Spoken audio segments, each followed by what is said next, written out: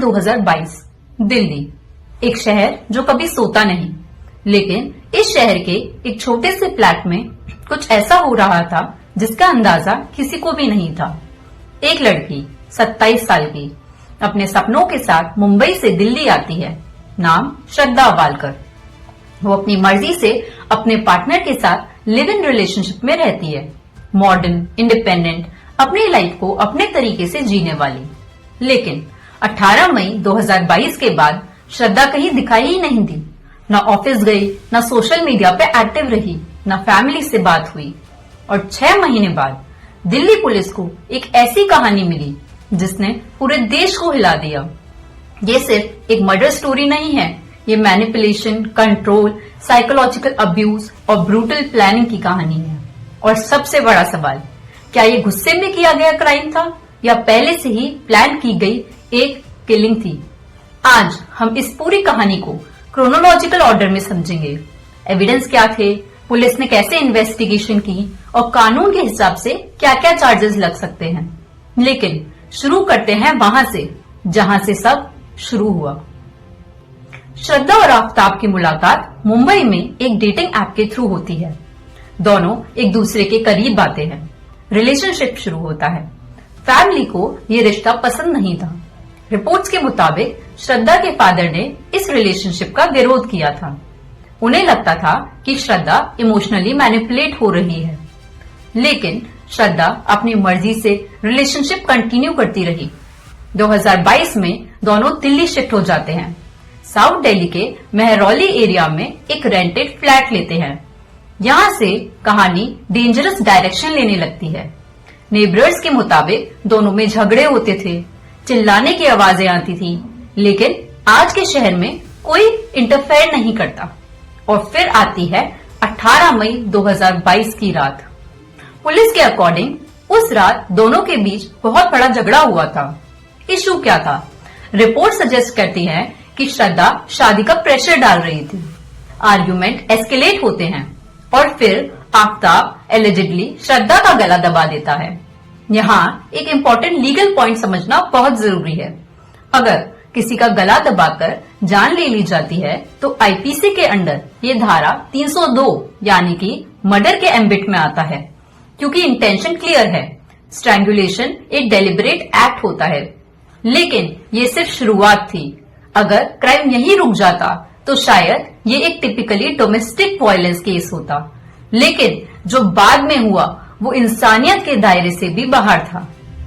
Police investigation के मुताबिक murder के बाद आफ्ताब ने बॉडी को बाथरूम में ले जाकर पीसेस में कट किया, अप्रोक्सीमेटली 35 पीसेस। ये काम एक दिन में नहीं हुआ। ये प्रोसेस कई घंटों का था, शायद कई दिन तक चला होगा। उसने एक फ्रिज खरीदा, बॉडी पार्ट्स को फ्रिज में स्टोर किया और फिर 18 दिन तक रात के अंधेरे में उन टुकड़ों को दिल्ली के अलग अलग जंगल के एरिया में फेंका। सोचिए, 18 दिन तक एक इंसान जिसने अपने पार्टनर को मारा वो उसी फ्लैट में रह रहा है, नॉर्मल रूटीन मेंटेन कर रहा है, लोगों से भी मिल रहा है। ये सिर्फ मर्डर नहीं, ये कंसीलमेंट का सिस्टमैटिक अटेम्प्ट था। यहाँ आईपीसी की धारा 201 लगती है, एविडेंस को डिस्ट्रॉय करना। अगर किसी ने क्राइम के बाद सबूत मिटाने की कोशिश की है तो ये अलग से पनिशेबल ऑफेंस होता है। सबसे डिस्टर्बिंग पार्ट क्या है पता है? श्रद्धा के मिसिंग होने के बाद भी कोई इमीडिएट एफआईआर ही नहीं हुई। फैमिली से कम्युनिकेशन पहले ही कम हो चुका था।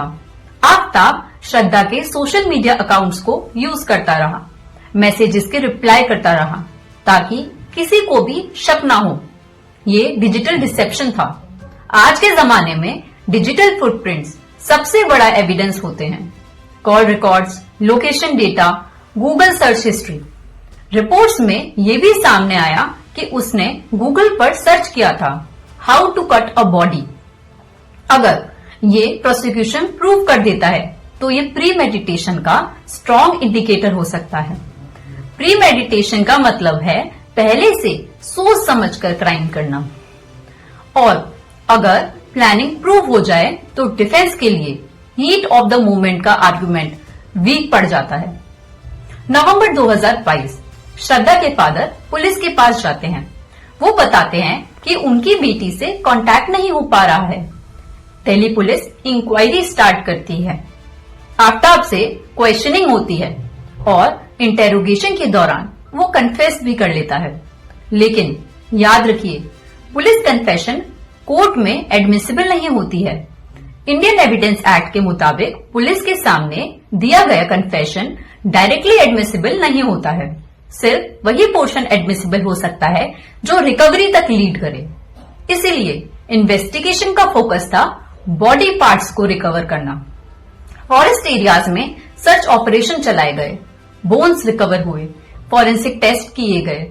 डीएनए मैचिंग बहुत क्रूशियल था। यहाँ प्रोसिक्यूशन के लिए सबसे बड़ा चैलेंज था कंप्लीट बॉडी का ना मिलना। सर्कमस्टेंशियल एविडेंस का चेन एस्टेब्लिश करना बहुत जरूरी हो गया था। Motive, last scene theory, recovery, digital evidence and conduct of accused. अगर चेन कंप्लीट है और कोई रीजनेबल डाउट ही नहीं है, तभी कन्विक्शन पॉसिबल हो सकता है। ये केस सिर्फ लीगल नहीं, साइकोलॉजिकल भी है। क्या ये पॉजिटिवनेस थी, कंट्रोल था, नार्सिसिस्ट बिहेवियर था या इंपल्सिव रेज? एक्सपर्ट्स के मुताबिक प्रोलॉन्ग मैनिपुलेशन और आइसोलेशन इमोशनल अब्यूज का हिस्सा होता है। लिव इन रिलेशनशिप इंडिया में लीगली रिकॉग्नाइज्ड है, लेकिन सोशल एक्सेप्टेंस अभी भी इवॉल्विंग स्टेज में ही है। लेकिन एक बात क्लियर है, रिलेशनशिप चाहे कोई भी हो, वायलेंस का कोई जस्टिफिकेशन नहीं हो सकता। चार्जेस जो टिपिकली लगते हैं वो हैं section 302 murder, section 201 evidence destruction. अगर प्रोसिक्यूशन प्री प्लानिंग प्रूव कर दे तो डेथ पेनल्टी का क्वेश्चन भी उठ सकता है। लेकिन इंडिया में death penalty rarest of rare doctrine के अंदर दी जाती है। कोर्ट देखेगा क्या क्राइम एक्सट्रीमली ब्रूटल था, क्या सोसाइटी के कॉन्शियस को शॉक करता है, क्या रिफॉर्म की पॉसिबिलिटी भी है। ये सब सेंटेंसिंग स्टेज पर डिसाइड होता है। श्रद्धा वालकर केस ने पूरे देश को दो चीजें याद दिलाई। पहली, डोमेस्टिक वायलेंस साइलेंट भी हो सकता है। दूसरा, मॉडर्न रिलेशनशिप भी टॉक्सिक हो सकते हैं। और तीसरा भी है जो सबसे इंपॉर्टेंट है, क्राइम कभी परफेक्ट नहीं होता है। चाहे आप बॉडी के 35 टुकड़े कर दो, चाहे 18 दिन तक जंगल में फेंकते रहो, डिजिटल फुटप्रिंट, फॉरेंसिक साइंस और इन्वेस्टिगेशन सच को बाहर ले ही आते हैं। ये केस अब भी जुडिशियल प्रोसेस के थ्रू अपने फाइनल स्टेज तक पहुंच रहा है। कोर्ट का फैसला ही फाइनल ट्रुथ डिक्लेयर करेगा। लेकिन एक बात जो हम सब सीख सकते हैं वो ये है कि रेड फ्लैग को इग्नोर मत कीजिए, आइसोलेशन को नॉर्मल मत समझिए, वायलेंस को प्यार का नाम मत दीजिए, क्योंकि कभी कभी हॉरर मूवी का विलन कोई स्ट्रेंजर नहीं होता, वो वही इंसान होता है जिसे आप सबसे ज्यादा ट्रस्ट करते हो। ये थी श्रद्धा वालकर केस की पूरी कहानी। अगर आप चाहते हैं कि मैं इस केस के कोर्ट ट्रायल और एविडेंस एनालिसिस पर डिटेल ब्रेकडाउन करूं, तो कमेंट पे लिखिएगा ट्रायल एनालिसिस। और अगर वीडियो पसंद आई हो तो लाइक करिएगा और चैनल को सब्सक्राइब करिएगा। अब मैं मिलती हूं अगली स्टोरी के साथ।